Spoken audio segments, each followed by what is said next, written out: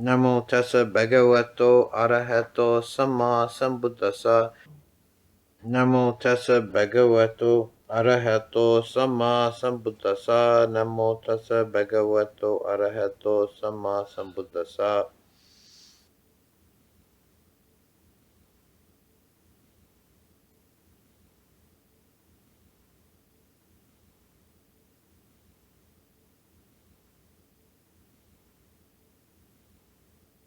When we approach the Buddha's teaching of Anatta, not self,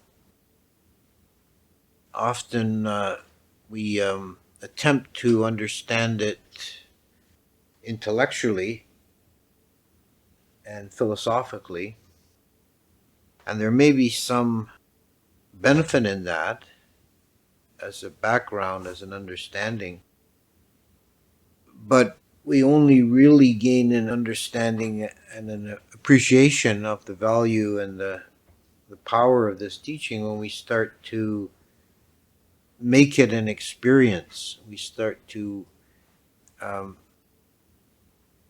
investigate things through that lens. We can begin by looking at the teaching the Buddha gave in the Anatta Sutta, where he talked about the different ways in which we create a illusion of a self. And it turns out there's actually 20 different ways that beings can create a self. Any of the 5 aggregates can be identified with it as a self. The body, feelings, perceptions, consciousness, mental formations. And any of them can be identified with in one of 4 ways. Either the person thinks, to take the body for example, this applies to all 5. This is how we get 20, 4 times 5. You'd say, I am the body, or the body belongs to me, or I am in the body, or the body is in me. All these 20 ways of regarding the self are actual experiences of people, of beings. Identify a self-reference point, either with the body or consciousness, feelings, perceptions, mental formations. And in some cases it becomes elaborated into a whole doctrine or theory based on that, but in many cases it's just implicit, it's just kind of taken for granted or assumed without being examined. So there's a very convenient shorthand for this teaching, is the simple phrase, not me, not mine. And that simple phrase, that simple handle or entry point into understanding, can be applied to any of the aggregates in any situation. And this is how we really gain an understanding of not self, of anatta, is not as an overarching philosophical view, but moment by moment, case by case. We look at any phenomena of body or mind and regard it as not me, not mine. When we do that, we can find that it's very refreshing and liberating. This concept of a self is very constricting, and it's like being in a little prison. And abandoning the idea of self, one is set free. One of the benefits of not taking a self view is the elimination of fear. The Arahant is said to be completely fearless. And the more you abandon the idea of a self-reference point, the less fear you have. Now, any kind of fear, whether it's a fear of physical harm or anxiety, social anxiety, or nervousness dealing with people or situations, these are all based on a self view. Because when there's the idea of a self, then the self is something that needs to be protected. And when that's abandoned, then there's a great openness and emptiness, and you can just do what needs to be done, and no hindrance of fear or anxiety that cripples the mind and prevents wise action, occurs. Which is certainly not to say that one would run headfirst into danger. You'd be able to then rationally assess the situation and deal with it without falling into fear, which is an ignorance-based mind state, primarily based on the illusion of a self. And this not me, not mine can be applied as a practical measure to any kind of turmoil or mental distress that arises. You look at what's going on and regard it not me, not mine. You don't take ownership of it.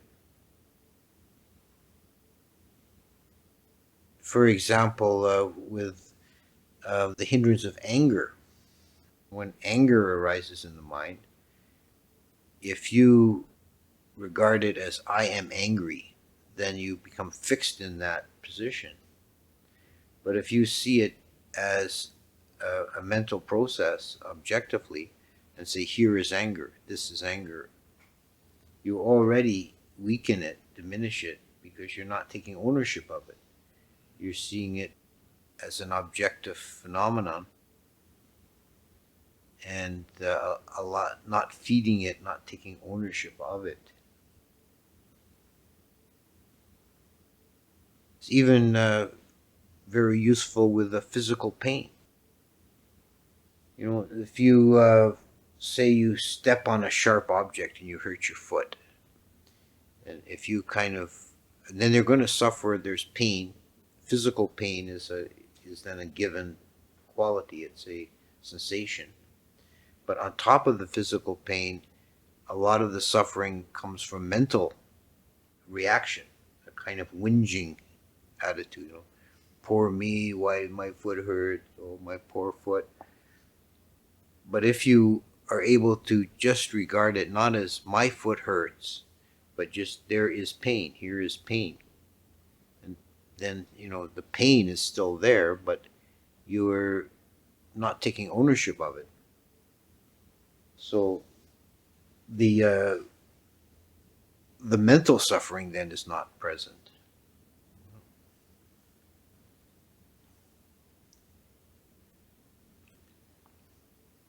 With often people torment themselves quite unnecessarily with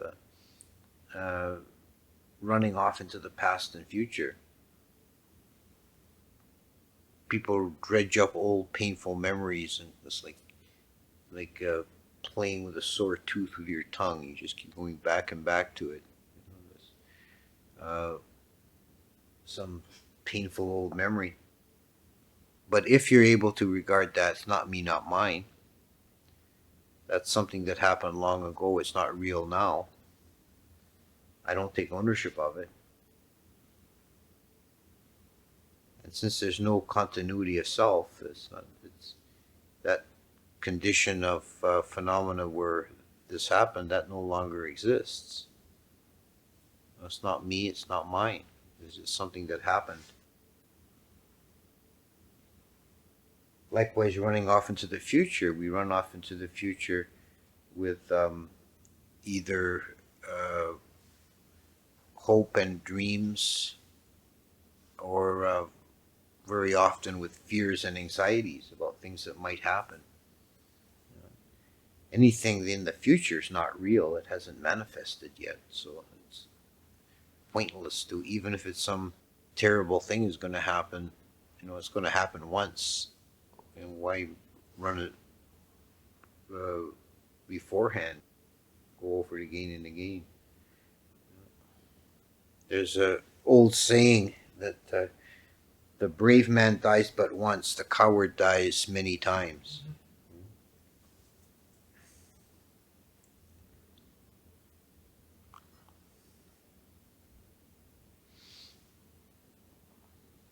Now there might be a temptation to see the mind or consciousness as a self, but there's no validity to that either. There's the knowing, but there's no one doing the knowing. It's just a process. You can't pin down an actor, a knower. This is only a mental construct that has no reality, that doesn't exist. And this is the way to regard the knowing, just as a process. A problem that arises here, I think a conceptual problem, is because the nature of language, and it doesn't matter whether it's English or Pali or Greek or anything, when we talk about the mind and consciousness and so forth, we're forced by the nature of language to use nouns. So this kind of creates when we say consciousness or chitta in Pali, see, this can create a false sense that there's something we're talking about. There's something where it's really a name of a process, of knowing. And it's immaterial, insubstantial. There's nothing, there's no such thing as a mind or a chitta. But there is the process of knowing, process of there isn't even a proper verb for it, but just to say that for the mind, minding.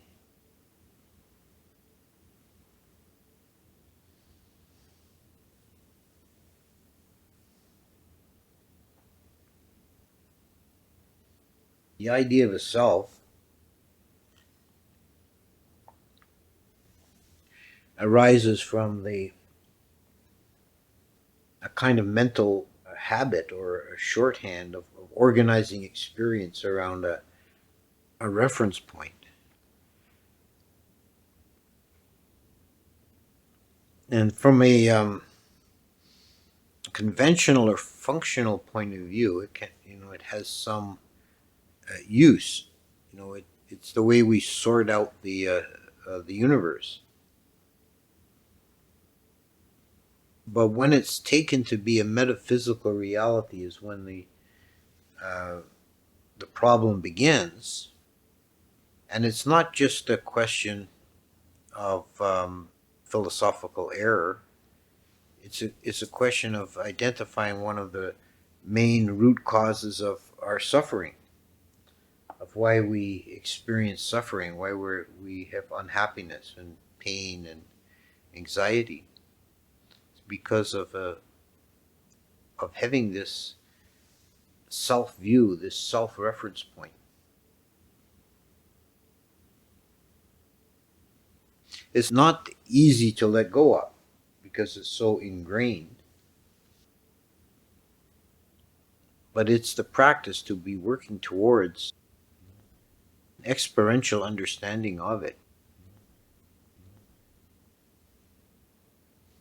Another way the Buddha talked about understanding self was to negate the idea of a self in any of the aggregates.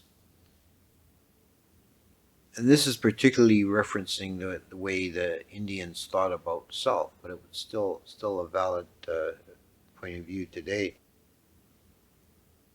the self was conceived by the Indians, the Atman, as unchanging, imperishable, the essence of a person. And the Buddha said, well, is body the self? And there's some who would say that it is. But if the body is self, then that which belongs to me, that which is mine, that which I am, I should have complete control over it. So I should wish, may I be taller, may I be shorter, may I be thinner, may I be fatter, and all would just come to pass. We could just, this is me, this is mine, I can do what I want with it. And also the body comes to change outside of our control. We can be prone to illness. We fall under the domain of aging. All these things are changes in the body that we don't control. It's not, if it was the true self, it would be unchanging. And the same goes with all the other aggregates. The feelings constantly change, and we don't really control the feelings. You can't really control feeling pleasant or unpleasant, happy or sad. Perception, constant shifting of perceptions, mental formations. Some people might identify mental formations as a self. And this is like, for example, René Descartes, I think, therefore I am. It's kind of an identification of thinking with a self. But thinking is just another process. And when we meditate, we can see, and I think everybody who tries to meditate can see that it's very difficult to actually control the thinking process. And we've already spoken about consciousness. Another point the Buddha made about consciousness is identified as a self. He said that some people identify the body as a self, and some people identify consciousness as a self. And to identify consciousness as a self is 16 times more foolish than to identify the body as a self. And the reason for that is because consciousness changes 16 times faster than the body. It's constantly changing. That's kind of just as a sort of footnote, that is an interesting passage that he uses, that number 16, because it references a teaching in Abhidhamma that consciousness moments, it takes 16 consciousness moments to perform one act of cognition, and during that time a single physical Dhamma can rise and fall. So that according to the Abhidhamma theory of how Dhammas manifest, the mental ones are 16 times. There's 16 mental ones for every single physical one.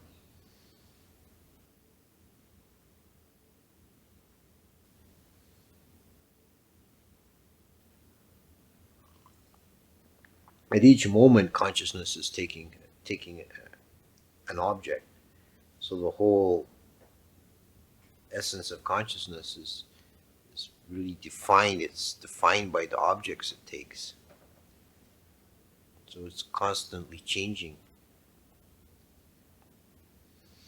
There's the Zen story or koan about the searching for the owner of the empty house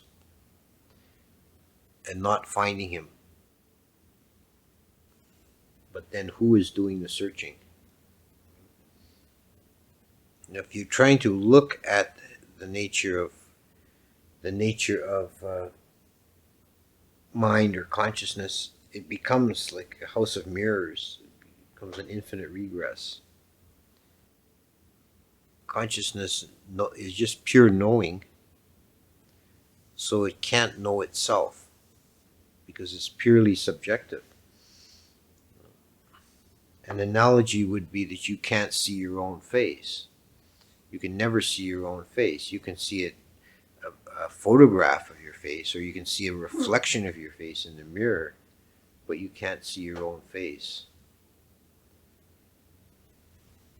This is an analogy to consciousness can't turn in on itself. Looking at consciousness, you're just looking at concepts about consciousness.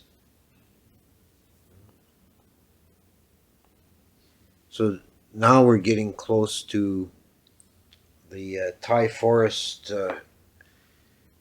teaching about the citta and the practice of centering oneself in the citta, the true heart, the true home.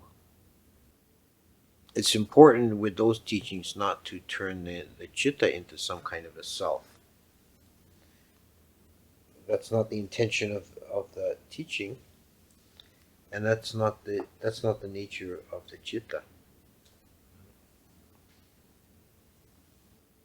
But relying on that pure knowing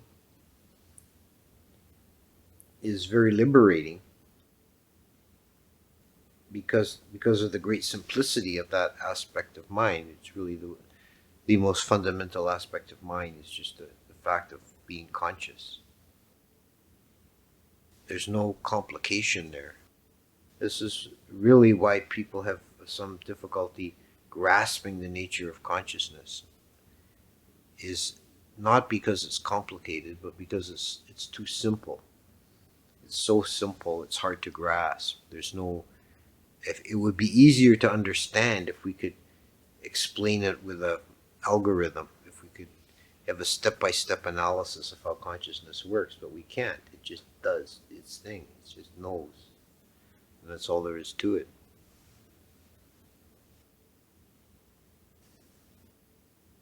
And really, if we're truly centered in the citta, there is no place there for a self.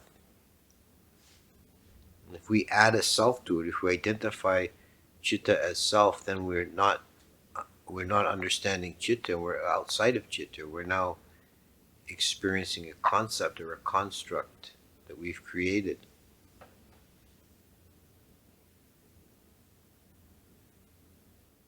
There's a sense in which you could say that citta was never born and never dies. It's just a momentary experience.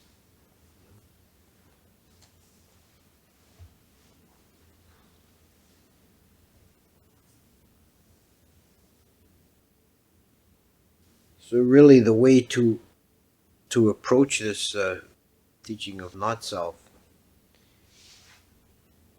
in a broad philosophical way, we can talk about it, and there's different approaches. There's the dependent origination, which teaches us that nothing arises without causing conditions, so nothing exists independently. There's no independent existence of anything. Everything is in relationship, in a matrix. We can look at it through the lens of Abhidhamma by analyzing things down to the fine grain and not finding a self anywhere.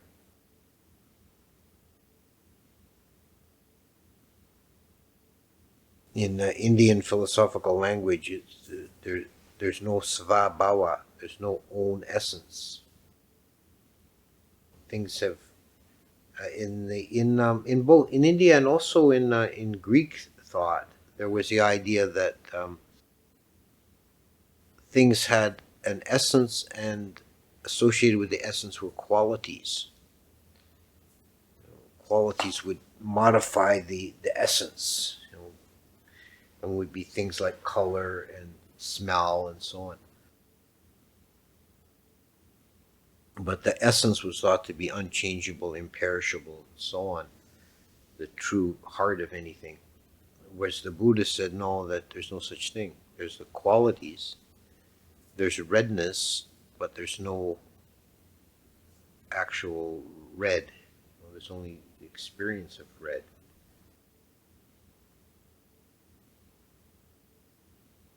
One way this is expressed as nothing exists from his own side.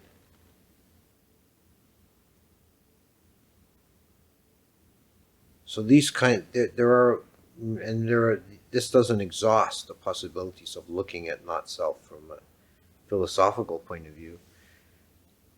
And that's actually has some merit, some use, but really, to, as I said at the outset, to gain a real entry into this teaching, you have to make it a lived experience. You have to take it on a case-by-case basis. Whatever you kind of identifying at this moment as me or mine, look at it and see it's not me, it's not mine. Try and find a me or a mine, and you don't really find it. And applying this as a practical reflection in problematic situations, when the mind is causing you suffering in one way or the other, you look at that mental state and look at the causes of that mental state and regard them as, this is not me, this is not mine.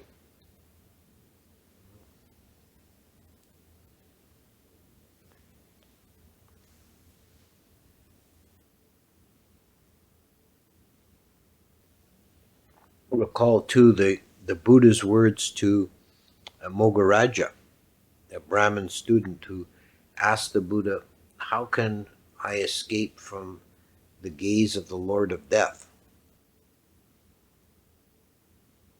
And the Buddha's answer was in 3 terms.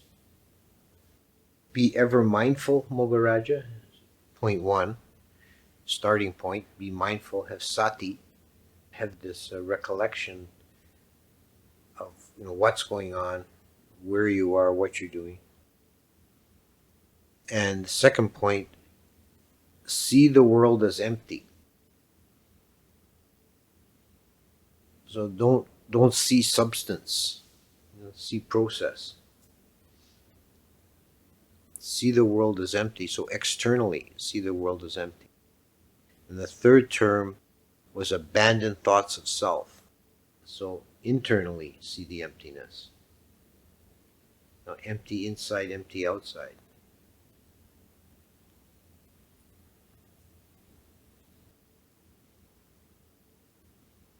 There's an old riddle. How do you fill a sieve with seawater? And the answer is you throw it into the ocean.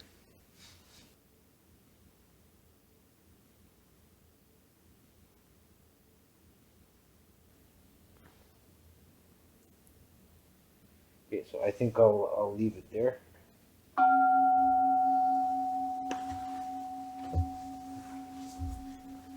Ananayang Jamakataya Sadhugram Dadanase Sadhu Sadhu Sadhu Sadhu